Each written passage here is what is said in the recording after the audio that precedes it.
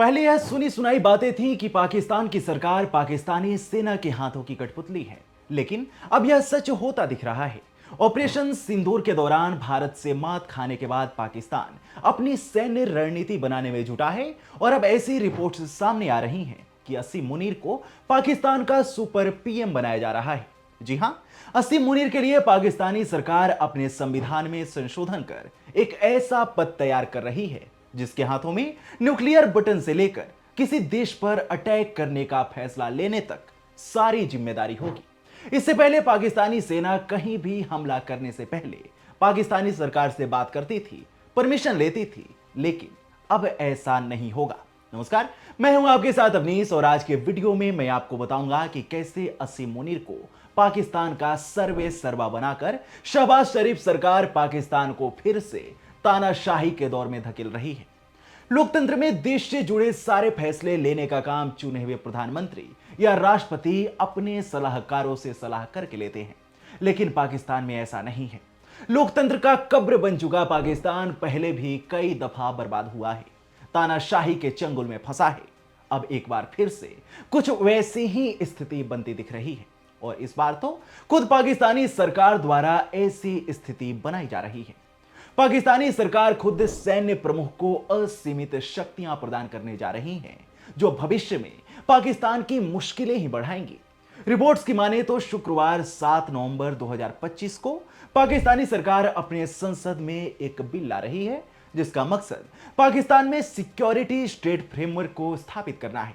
यह पाकिस्तान के संविधान में 27वां संशोधन होगा। पाकिस्तानी सरकार की ओर से कहा जा रहा है कि वो संविधान में संशोधन इसलिए कर रहे हैं ताकि अगले 10-15 सालों तक पाकिस्तानी फौज के पास पॉलिसी, स्ट्रेटेजिक इन्वेस्टमेंट और रिसोर्स कंट्रोल करने की ताकत रहे।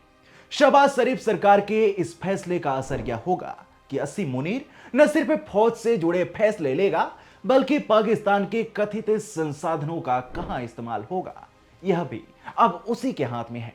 पाकिस्तान के संविधान में संशोधन के बाद वहां फील्ड मार्शल ऑफ पाकिस्तान के नाम से एक नया संवैधानिक पद बनाया जाएगा। साथ ही इस पद पर बैठे शख्स का कार्यकाल वहां के प्रधानमंत्री और राष्ट्रपति की तरह ही 5 सालों का होगा। इस फील्ड मार्शल के पास तीनों ही सेनाओं के चीफ और पाकिस्तानी इंटेलिजेंस एजेंसी आईएसआई के चीफ को नियुक्त करने की ताकत होगी। यानी इस पद पर बैठा शख्स अपने इशारे पर पूरी आर्मी को रेगुलेट करेगा। फील्ड मार्शल ऑफ पाकिस्तान पद को संवैधानिक सुरक्षा मिलेगी, यानी पाकिस्तान में किसी की सरकार आए या जाए, इस पद पर बैठे शख्स पर कोई असर नहीं पड़ेगा। पाकिस्तानी सरकार अपने आर्मी एक्ट 1952 में भी संशोधन करने वाली है, जिससे कमांड स्ट्रक्चर में बदलाव होगा।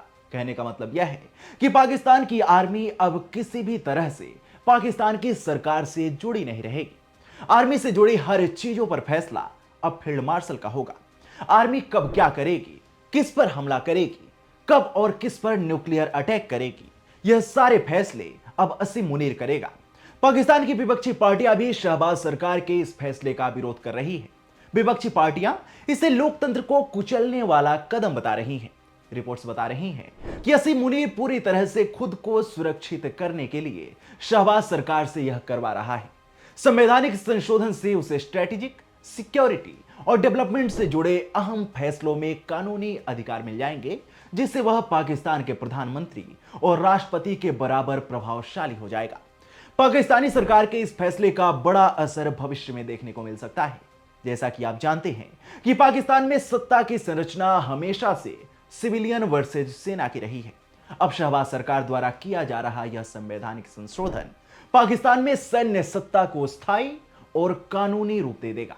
इसके साथ ही असीम मुनीर की पकड़ इतनी ज्यादा हो जाएगी कि वो पाकिस्तान के किसी भी हिस्से पर कभी भी सेना की मदद से पूर्ण नियंत्रण हासिल कर सकता है। पाकिस्तान के कुछ हिस्सों में वैसे भी शांति नहीं है। अब सरकार का यह कदम उन अशांत क्षेत्रों को बेहाल कर सकता है। इस संशोधन के बाद नैतिक स्तर पर भी सरकार सेना के किसी भी काम में हस्तक्षेप नहीं कर पाएगी। आपको बता दें, यह पहला मौका होगा जब पाकिस्तान में फील्ड मार्शल का पद स्थायी रूप से बनेगा। पाकिस्तान की सत्ता संरचना में यह बदलाव न सिर्फ पाकिस्तानी सेना को सुप्रीम संवैधानिक ताकत देगा, बल्कि लोकतंत्र की प्रवृत्ति को भी लंबे समय तक के लिए बदल कर रख देगा। ऐसे में आने वाले कुछ वर्षों में आपको पाकिस्तान में फिर से तानाशाही शासन देखने को मिले तो इसमें कोई अतिशयोक्ति नहीं होगी। इस पूरे मामले पर आपकी क्या राय है, हमें कमेंट सेक्शन में जरूर बताएं। साथ ही वीडियो को लाइक करें और चैनल को सब्सक्राइब करें।